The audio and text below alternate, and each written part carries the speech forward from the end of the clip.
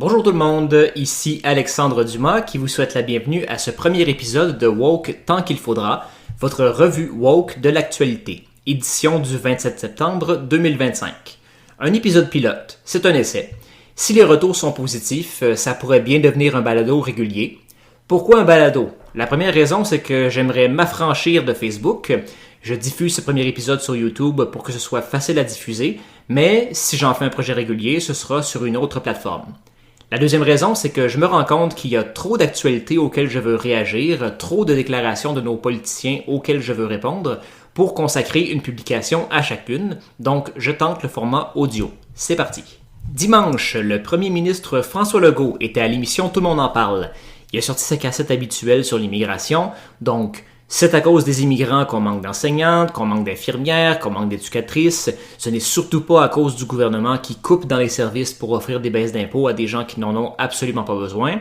C'est à cause des immigrants qu'on manque de logement. C'est pas parce qu'on a un gouvernement qui a refusé pendant des années de reconnaître l'existence de la crise du logement et dont toutes les décisions avantagent les propriétaires. Bon, rien de surprenant ici. C'est le discours habituel de la CAQ qui se lave complètement les mains de tous les problèmes actuels du Québec, alors qu'ils sont au pouvoir depuis 7 ans.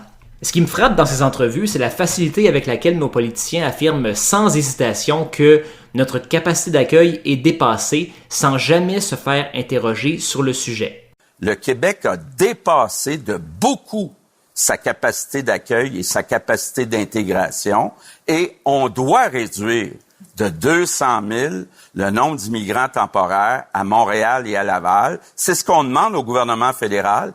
OK. Alors, c'est quoi notre capacité d'accueil? C'est combien? Quand on écoute les politiciens, les commentateurs caquisto-péquistes, ça semble tellement évident que la capacité d'accueil est dépassée, mais on n'a jamais pris le temps de l'évaluer. À l'automne 2023, le député Guillaume Clich-Rivard a proposé la mise sur pied d'un comité non partisan pour déterminer cette fameuse capacité d'accueil, donc chiffrer les seuils d'immigration acceptables. Évidemment, le gouvernement a refusé la proposition. Une évaluation objective, ça risquerait d'arriver à une conclusion autre que celle que l'on souhaite, et ça nous enlèverait la légitimité de dire que la capacité d'accueil est dépassée. Alors, M. Legault va pouvoir continuer à dire qu'on a beaucoup dépassé notre capacité d'accueil sans avoir besoin de nous dire combien ça veut dire beaucoup. Dans la même entrevue, François Legault est revenu sur les prières de rue. Il nous dit qu'il faut respecter la volonté de la majorité des Québécois qui n'aiment pas voir des gens prier en public, même si dans les faits, l'immense majorité des Québécois n'ont jamais vu de prière de rue autrement qu'en vidéo. Et il est revenu sur Gaza en posant la question « Est-ce que c'est notre combat ?» La réponse est « Oui, M. Legault, c'est notre combat. » Parce que votre gouvernement s'entête à vouloir développer des relations commerciales avec un État génocidaire. Je rappelle qu'un rapport de l'ONU a accusé la Caisse de dépôt et de placement du Québec de participer à l'économie du génocide, parce qu'on a investi une dizaine de milliards de dollars dans des entreprises qui profitent du génocide à Gaza pour s'enrichir, dont l'entreprise General Dynamics, qui possède une usine de munitions située à Repentigny, au Québec. Donc, quand vous entendez parler des bombardements israéliens, dites-vous que les bombes qui détruisent les hôpitaux et les écoles à Gaza ont possiblement été fabriquées au Québec. Alors qu'on ne vienne pas me dire que ce qui se passe à Gaza ne nous concerne pas. Parlant de Gaza, le Canada, le Royaume-Uni, l'Australie, le Portugal et la France ont annoncé cette semaine la reconnaissance d'un État palestinien, au moment où l'armée israélienne attaque la ville de Gaza. Dimanche, on annonçait que 550 000 personnes avaient déjà fui la ville selon l'armée israélienne et évidemment, il continue à y avoir des dizaines de morts chaque jour. Le Conseil de sécurité de l'ONU ne réclame pas de cessez-le-feu malgré la volonté de la majorité de ses membres parce que les États-Unis utilisent leur droit de veto. Et malgré tout, les puissances occidentales imposent des conditions à leur reconnaissance de l'État palestinien, entre autres que le pays soit démilitarisé, donc il ne pourrait pas y avoir d'armée palestinienne. Imaginez, la bande de Gaza est occupée depuis 2 ans par l'armée israélienne. Jusqu'ici, plus de 65 000 personnes ont été tuées par l'armée israélienne, la grande majorité étant des civils. La population encore vivante est soumise à la faim, la soif, à la maladie et au déplacement forcé. L'armée israélienne empêche l'aide humanitaire de se rendre jusqu'aux victimes. La colonisation se poursuit en Cisjordanie, un territoire occupé illégalement depuis 58 ans. Mais nous, on dit aux Palestiniens, on ne peut pas vous laisser avoir une armée parce qu'on a peur que vous l'utilisiez mal. Et évidemment, on interdit au Hamas de participer aux élections en Palestine, parce que élire des criminels, c'est un privilège qu'on laisse aux Américains. Pendant ce temps, le gouvernement d'extrême droite de Netanyahou, qui s'est rendu coupable de crimes de guerre trop nombreux pour être énumérés, peut continuer à diriger l'État avec une des plus puissantes armées du monde. Tout va très bien. Retour chez nous. Québec va interdire l'utilisation des mots non-binaires comme « iel » et « tous » et les formulations inclusives telles que « citoyen.e.s » dans les communications d'État. Pour montrer l'urgence d'une telle interdiction, le ministre Jean-François Roberge nous a sorti des exemples, comme en 2023, un fonctionnaire du ministère de l'Éducation a terminé un courriel avec « Bon été à tous ». Je vous laisse imaginer la détresse des personnes qui ont reçu le courriel en question et qui devaient être complètement perdues. Sérieusement, quand il faut remonter jusqu'à 2023 pour trouver des exemples, ça montre à quel point ce n'est pas une pratique répandue.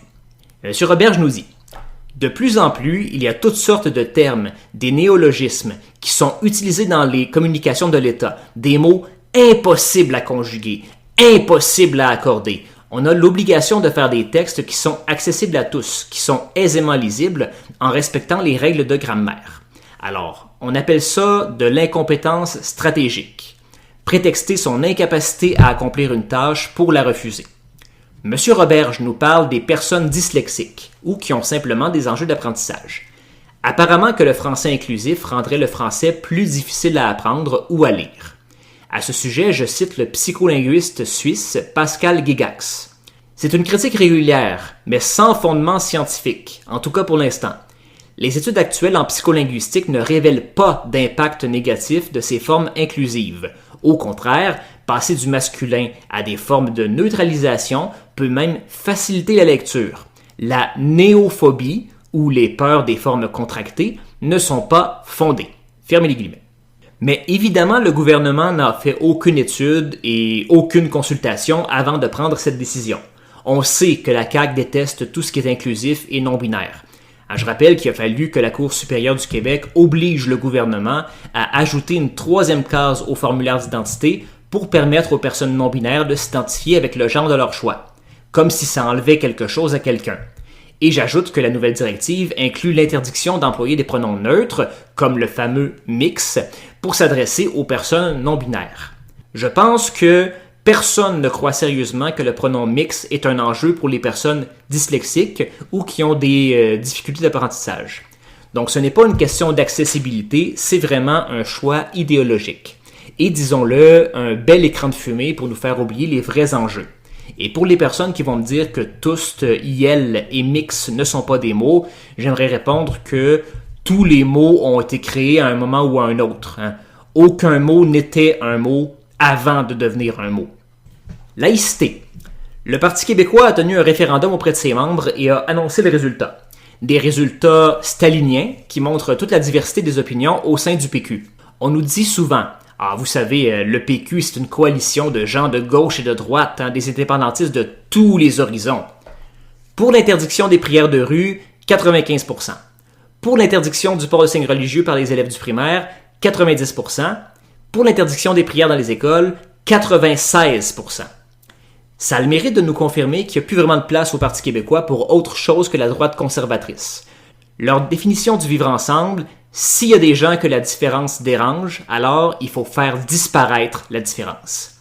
Et c'est drôle parce que mercredi, le chef du Parti québécois, M. Paul Saint-Pierre Plamondon, a appuyé l'interdiction du langage inclusif en nous disant qu'il n'y a pas d'études sérieuses sur la nécessité de changer la langue française. Alors d'abord, quand le chef du PQ parle d'études sérieuses, il faut comprendre qu'il parle d'études qui lui disent ce qu'il veut entendre.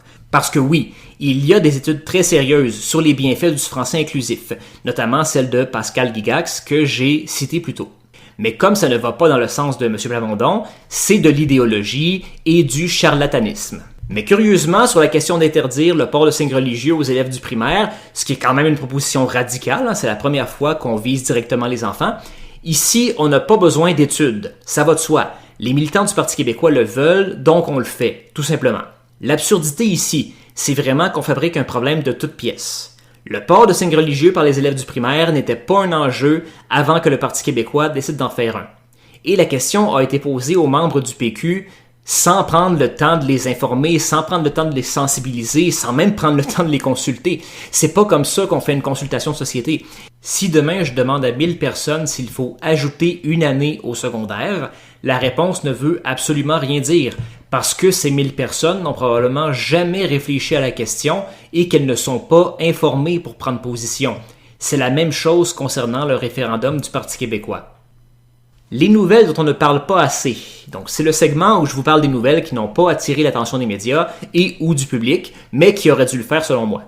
Vous vous souvenez des 4 hommes blancs arrêtés en juillet dernier pour avoir facilité des activités terroristes, entreposé illégalement des armes à feu et avoir eu en leur possession des explosifs et engins interdits? Probablement pas. On en a quand même assez peu parlé, peut-être parce que c'était 4 hommes blancs.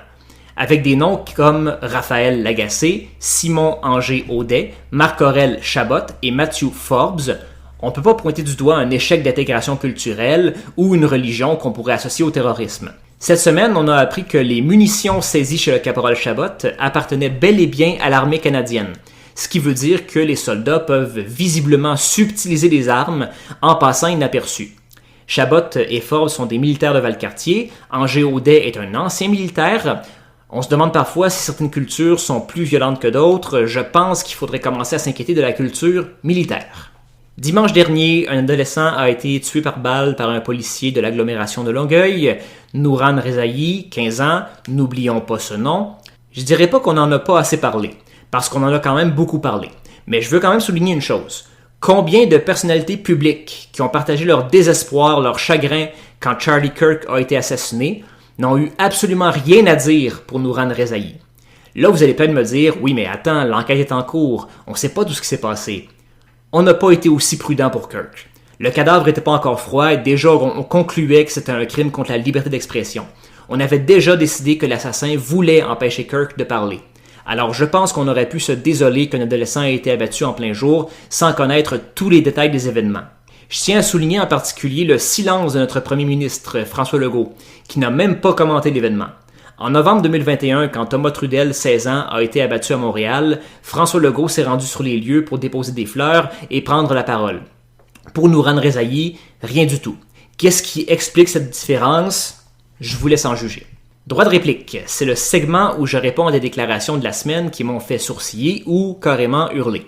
On commence avec Pierre Dufour, député d'Abitibi-Est, ancien caquiste, maintenant indépendant. Samedi, sur les ondes de Radio-Canada, M. Dufour est revenu sur le reportage d'enquête de 2015, au sujet des femmes autochtones qui ont été agressées sexuellement par des policiers à Val-d'Or. M. Dufour avait pris la défense des policiers à l'époque, il l'a refait, parce que les policiers ont, selon lui, été accusés à tort. Je rappelle que 42 policiers ont poursuivi Radio-Canada et la journaliste Josée Dupuis pour diffamation et qu'ils ont perdu. Donc, voici l'extrait qui m'a fait réagir. On ne dit pas La Cour a jugé autrement, Pierre Dufour. Je trouve ça étonnant là, que vous ne reveniez pas sur vos propos. Vous vous êtes pas excusé, vous avez pas... Mais moi, comme je dis, je ne dis pas qu'il n'est pas arrivé des situations particulières à certaines femmes autochtones. Et loin de là, mon discours. Moi, ce que je dis, c'est qu'on n'a pas attaqué les bonnes personnes dans ce dossier. Vous parlez de... Des situations particulières à certaines femmes autochtones. Même le clergé catholique n'édulcore pas autant les comportements de prêtres pédophiles. Des situations particulières, on parle d'agression sexuelle. C'est très beau de vouloir défendre vos amis policiers, M. Dufour, mais ça ne vous oblige pas à banaliser le viol. Finalement, lundi, Dimitri Soudas, ancien conseiller de Stephen Harper et analyste politique, a encore une fois critiqué les manifestations pro-Palestine. Je rappelle que M. Soudas est un féroce défenseur de l'État israélien. Dans une publication lundi, M. Soudas a reproché aux manifestants de Gaza d'importer des conflits et de manquer de respect à leur pays d'accueil, prenant pour acquis que les manifestants ne sont pas nés au Canada. J'ai expliqué plus tôt pourquoi je considère que le génocide à Gaza nous concerne tous, et j'ai envie d'ajouter ceci. Le 6 avril 1933, des membres de la communauté juive de Montréal sont sortis dans la rue pour manifester contre l'antisémitisme du nouveau gouvernement nazi en Allemagne. Monsieur Soudas, auriez-vous accusé ces Juifs montréalais d'importer un conflit étranger et de manquer de respect à leur pays d'accueil? Je ne crois pas. Et pour terminer sur une note plus positive, je vous partage ma citation de la semaine du député Guillaume Clich-Rivard à l'émission Midi Info le 26 septembre 2025. Moi, je demande à François Legault de s'occuper des vraies crises. La crise du logement, la crise de l'itinérance. Moi, je suis plus inquiété par les gens qui dorment dans la rue que les gens qui prient dans la rue. Fait que c'est ce que je vais lui demander de faire. Donc voilà. Présentement, il y a ceux qui s'attaquent à la crise du logement et au problème de l'itinérance, et il y a ceux qui détournent l'attention en nous parlant des gens qui prient dans la rue. Et je sais qu'il y en a qui sont tentés de me dire « Ah oui, mais on peut marcher et mâcher de la gomme en même temps. » C'est vrai. Mais ces temps-ci, les partis qui mâchent de la gomme sont bien assis. Moi, j'aimerais qu'ils marchent un peu plus. Alors voilà, c'était ma revue de la semaine. Merci d'avoir été à l'écoute. Je rappelle que c'est un épisode pilote, donc j'aimerais beaucoup avoir vos commentaires. Est-ce que la formule vous plaît? Est-ce que le format est trop court, trop long? Dites-moi ce que vous en pensez et on poursuivra peut-être l'exercice la semaine prochaine. Mon nom est Alexandre Dumas et je vous promets de rester woke tant qu'il faudra.